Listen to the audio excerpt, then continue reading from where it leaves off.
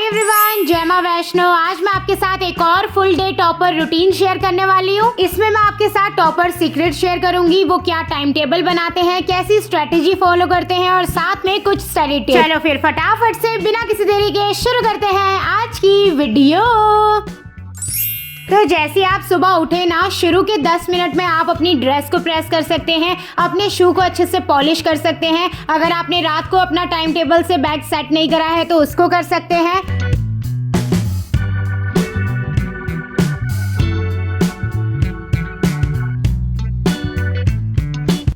ऐसा करने से ना स्कूल जाने से पहले आपके जो भी काम है जिसे आप बाद में जल्दी जल्दी में निपटाते हो वो पहले ही कंप्लीट हो जाएंगे और धीरे धीरे ना आपकी नींद भी खुलने लग जाएगी।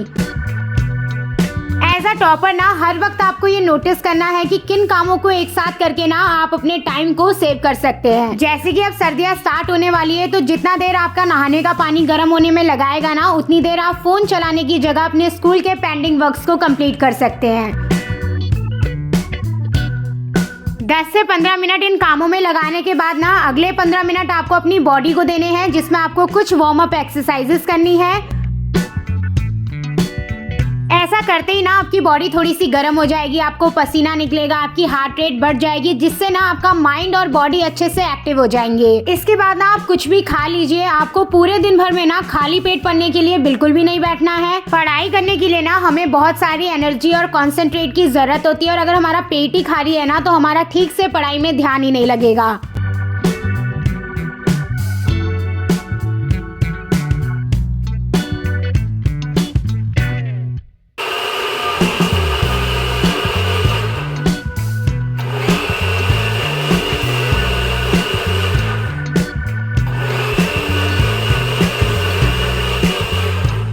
मॉर्निंग में उठते ही ना ज्यादा हैवी चीजें तो नहीं खाई जा सकती है, तो उस समय आप ड्राई फ्रूट्स खा सकते हैं, फ्रूट्स खा सकते हैं या इस तरीके के शेक्स बनाकर भी पी सकते हैं। और अगर आप बताए अनुसार सुबह उठकर एक्सरसाइज करते हैं ना तो आपको भूख जरूर ही लगेगी। अच्छा, आप लोगों ने एक चीज नोटिस करी कि मैंने अपने शेक पीने वाले ग्लास को ना फ्रिज से निकाला था और वहाँ पर और सारे ग्लास भी रखे हुए हैं। ये ना मेरी मम्मी ने करा है, क्योंकि बाहर ना हम कांच की चीजों को तोड़ देते हैं और चीजों को हमसे बचाने के लिए मम्मियाँ जो ट्रिक लगाती है ना वो सिर्फ मम्मियाँ ही कर सकती है। इतना करने के बाद ना अब हम बैठेंगे स्टडी करने के लिए, वो भी अपने टाइम टेबल के अकॉर्डिंग। अब मैं आपको बताऊंगी कि आप एक अच्छा टाइम टेबल कैसे बना सकते हैं। आपको पता है लगभग बच्चे टाइम टेबल क्यों नहीं फॉलो कर पाते हैं, क्योंकि ना वो एक टाइम स्लॉट बना लेते हैं कि 6 से 7 में उठूंगा और 7 से 8 पढ़ूंगा, और अगर बाई चांस वो 6 की जगह 6:30 बजे उठ जाते हैं ना तो उनका पूरा टाइम टेबल धरा का धरा ही रह जाता है। लेकिन वहीं पर ना टॉपर ऐसा नहीं सोचता है। अगर वो 6:30 बजे उठा भी है ना तो वो ये बोलता है कि अब मैं इसके बाद 1 मिनट भी और वेस्ट नहीं करूंगा और जितना भी मेरे पास टाइम बचा है ना उसमें अपना बेस्ट करूंगा। अब थोड़ा टाइम ऊपर नीचे ना एक एवरेज बच्चे का भी हो जाता है और टॉपर का भी। इससे बचने के लिए टॉपर क्या करता है, एक ना बफर जोन बना लेता है। सोने से पहले का जो 1 घंटा है ना वो उसको बिल्कुल फ्री रखता है और उस फ्री टाइम में फिर वो करता है जो उससे छूट गया है। और यहाँ पर मैंने आपको एक टाइम टेबल बनाकर एग्जाम्पल दिया है। कुछ इस तरीके से आप अपना टाइम टेबल बना सकते हैं। आधा 1 घंटा जितना भी आपके पास मॉर्निंग में टाइम था उतनी देर पढ़ने के बाद ना आप अच्छे से नहाइए, ब्रेकफास्ट करिए और अपने स्कूल के लिए रेडी हो जाइए। यूजुअली इंडिया में ना हम 8 से 2 बजे तक का टाइम स्कूल को देते हैं और अब हम देखेंगे कि स्कूल के बाद हमको क्या करना है।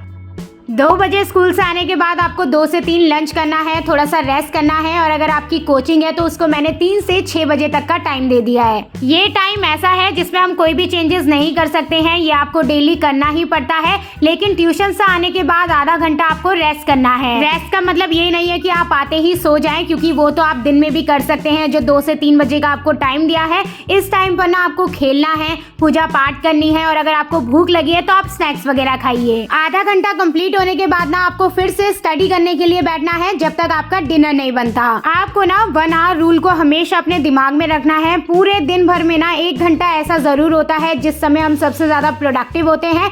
किसी बच्चे के लिए वो मॉर्निंग का टाइम हो सकता है और किसी के लिए नाइट का टाइम। जिस समय आप सबसे ज्यादा फोकस और एनर्जेटिक हो ना उस समय कोशिश करिए कि आप सबसे डिफिकल्ट सब्जेक्ट को उठाएं। और अगर आपको नहीं समझ आ रहा है ना तो आप इस वाले टाइम को अपने स्कूल जाने से पहले वाले में यूज करिए, क्योंकि स्कूल ट्यूशन से आने के बाद ना पढ़ कर हमारा हमारा दिमाग वैसे ही थक जाता है। डिफिकल्ट वाला अगर हमने सुबह कर लिया है ना, तो इस टाइम पर आप अपना होमवर्क कंप्लीट कर सकते हैं या वो सब्जेक्ट पढ़ सकते हैं जो आपके फेवरेट हों। आजकल बच्चों के पास पढ़ने के इतने सारे ऑप्शन है ना कि वो सिर्फ अपना टाइम वेस्ट कर रहे हैं। पहले वो टीचर से पढ़ के आते हैं स्कूल में, फिर ट्यूशन टीचर से पढ़ते हैं, फिर यूट्यूब से पढ़ते हैं और उसके बाद कोई बुक उठा लेते हैं। हर किसी टीचर के पढ़ाने का तरीका अलग होता है और हर बुक में ना चीजें अलग तरीके से सॉल्व की होती है जो आपको सिर्फ कंफ्यूज करेगी। इसलिए आप जब भी पढ़े तो एक ही टीचर और एक ही बुक से पढ़ें। ये जो रूटीन और टाइम टेबल है ना, ये सिर्फ वीकडेज के लिए है। संडे वाले दिन या फिर हॉलीडे वाले दिन ना आपको अपनी स्टडी को थोड़ा सा और एक्स्ट्रा टाइम देना है। इसके बाद आपका डिनर रेडी हो जाएगा, तो आप आराम से बैठकर अपना डिनर करिए।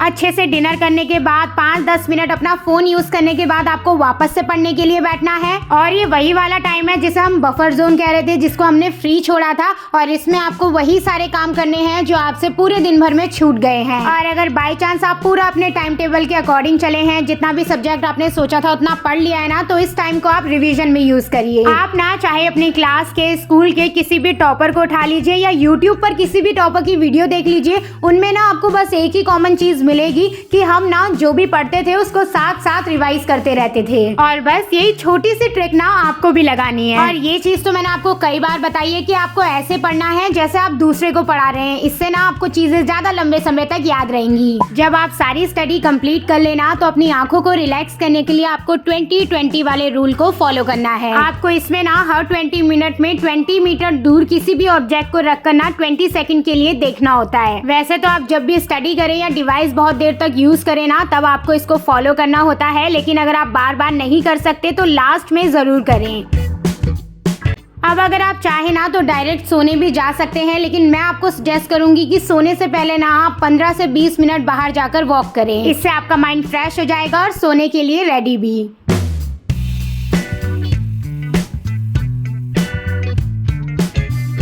आपको रात को ना एक बड़ा वाला ग्लास दूध पिए बिना बिल्कुल नहीं सोना है। दूध ना आपकी हड्डियों को मजबूत करता है। और एक बात तो ना आप अच्छे से अपने दिमाग में डाल लो कि जो भी चीजें आप इस टाइम पर अपनी बॉडी में डालेंगे ना, वो आगे जाकर आपको फायदा और नुकसान करेंगी। अगर आप अच्छा खाएंगे तो आगे जाकर आपको कम बीमारियां लगेंगी, आप ज्यादा से ज्यादा चीजों को एंजॉय कर पाएंगे और अपनी लाइफ को फुली जी पाएंगे। लेकिन वहीं पर अगर आपकी डाइट बहुत ज्यादा बुरी है, आप जंक फूड खाते रहते हैं, तो सारी चीजें इसका उल्टा होंगी। आप दूध में हल्दी मिला लो, गुड़ के साथ खा लो। अगर बॉर्नविटा वगैरह पसंद है तो वो डाल लो, नहीं तो आप च्यवनप्राश के साथ खा लो। अब तो धीरे धीरे सर्दियां स्टार्ट होने लग गई है, तो मेरे घर में ना सारे लोग ये च्यवनप्राश ही खाते हैं, क्योंकि इसमें बहुत सारी जड़ी बूटियां होती हैं। सब खाने पीने के बाद ना आप अच्छे से ब्रश कर लो।